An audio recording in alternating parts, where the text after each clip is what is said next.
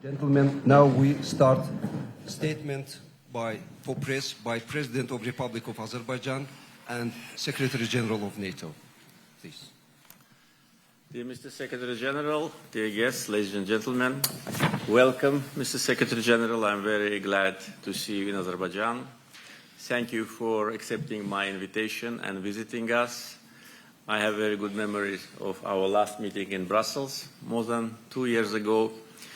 And now we continue our dialogue. NATO-Azerbaijan partnership already has a long history, more than 30 years of good partnership. Azerbaijan participated in peacekeeping operations in Kosovo, in Afghanistan, and that was a great experience for us. Our military servicemen were among the last of coalition forces in Afghanistan to leave that country in the end of August 2021. So this once again demonstrates our strong commitment to our cooperation. Reforms in our armed forces lead to good results. We are modernizing our defense capability, and today can demonstrate high level of professionalism. During many years of our discussions, we always talked about occupation of Azerbaijani land by Armenia, but now, for more than 3 years, this issue is out of the topics of discussion because Azerbaijan restored its territorial integrity and sovereignty during the Second Karabakh War of 2020 and during the last September's anti-terror operation. So now full sovereignty over the territory of the country is restored, and this is a good demonstration of how protracted conflicts can be resolved. The conflict was resolved by military political means. We used our right for self-defense based on UN Charter, and today we are in an active phase of peace talks with Armenia. During my last visit to Brussels at the press conference, I raised that issue and said that Azerbaijan made such a proposal and we expect Armenia to respond.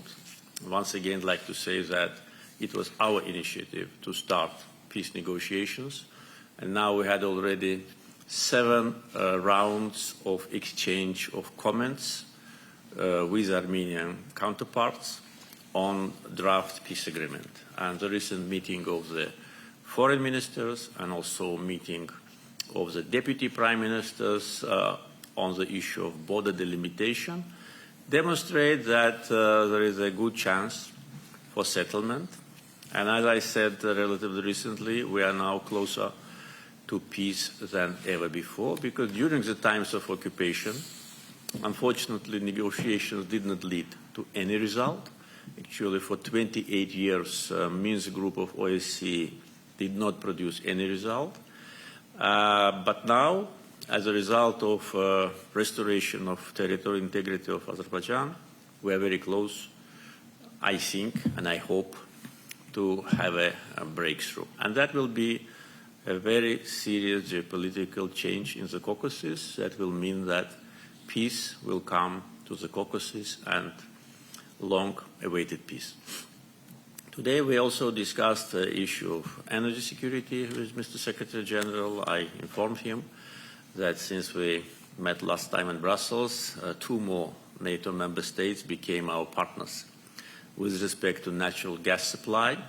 And today Azerbaijan is exporting natural gas to 8 countries. 6 of them are member states of NATO, 2 partners to NATO. And I'm sure that in the coming years, the number of our partners will grow. European Commission calls Azerbaijan a reliable partner and a pan-European gas supplier. And this is, of course, a big advantage and also big responsibility. And also I informed Mr. Secretary General about our green transition agenda. Azerbaijan was unanimously selected as a host country for COP29. This is a sign of recognition of our efforts on green transition, having rich natural resources, fossil fuel. We invest largely together with our partners to renewable sources. And I invited Mr. Secretary General to visit us this November in any capacity and to be part of our important conference. Once again, Mr. Secretary General, thank you for being with us and wish you a pleasant stay in Azerbaijan. Thank you so much, Mr. President. President Aliyev, it's great to be back in Baku. This is my first visit to Azerbaijan, to Baku as Secretary General of NATO, but it's not my first visit to Baku because I had the privilege and the honor of coming here several times in the 1990s as Minister of Energy of Norway. I have fond memories of those visits, not least because then I saw the vibrant and the strong energy sector being developed in this country, and it's therefore great to be back, also to have the opportunity to discuss energy security, because energy matters for our security, and I welcome that Azerbaijan is developing closer and closer ties with several NATO allies, and that your country is playing a more and more important role in delivering gas, but also in the future power, electricity, to key NATO allies in Europe, and therefore you play an important role for the resilience of our societies. Also welcome to be here in Baku as Secretary General of NATO because, as you mentioned, Azerbaijan is a long-time partner of NATO. We have worked together for many years. We appreciate very much your contributions to our KFOR mission in Kosovo, but also, of course, your presence, your contributions to our mission in Afghanistan over many years was extremely important. And you're absolutely right, one of the last troops to leave Afghanistan was actually Azeri troops, because you were responsible for protection of the airport, which was a key task in the evacuation of the NATO presence in Afghanistan. So this demonstrates that our partnership is about political dialogue, but also about practical cooperation, and we welcome that. Then, of course, peace in this region is extremely important for the people, the countries in the region, but it also matters for the Black Sea region and for the North Atlantic security. And therefore, peace and stability is not only important here, but for security more broadly.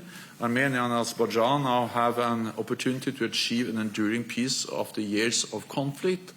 I appreciate what you say about that you are closer to a peace agreement than ever before, and I can just encourage you to seize this opportunity to reach a lasting peace agreement with Armenia. Then it is also important to highlight that, of course, when you look at the broader region, Ukraine is a Black Sea country. It's a country which is a partner of NATO, and Russia continues to conduct a war aggression against Ukraine. NATO allies are extremely concerned about the consequences of the ongoing war, and NATO allies provide support to Ukraine. I welcome the much needed support also Azerbaijan provides to Ukraine, also when it comes to humanitarian aid, which is much needed, but more support is needed because the situation in Ukraine is extremely difficult. Then I will say that we very much look forward to Azerbaijan hosting the next COP meeting. The climate change matters for security, and therefore it matters for NATO. Climate change is a crisis multiplier, And we see the effects of climate change all over the world, also here in Azerbaijan. And therefore, the challenge is that the world needs energy, but at the same time, we need to fight global warming. We need to reconcile the need for energy and environment. And not only is Azerbaijan exporting natural gas, but you are also now investing in alternative energies. You updated me on the great potential, also what you do when it comes to building out hydropower, but also wind power and solar power, and also connecting then your power production to the European market. So the COP29 will be an important milestone. It is important for everyone concerned about climate change, but also important for our security because those issues are closely interlinked. So thank you so much for hosting me and my delegation here tonight and tomorrow. I look forward to the meetings and the discussions. Thank you very much. Any questions?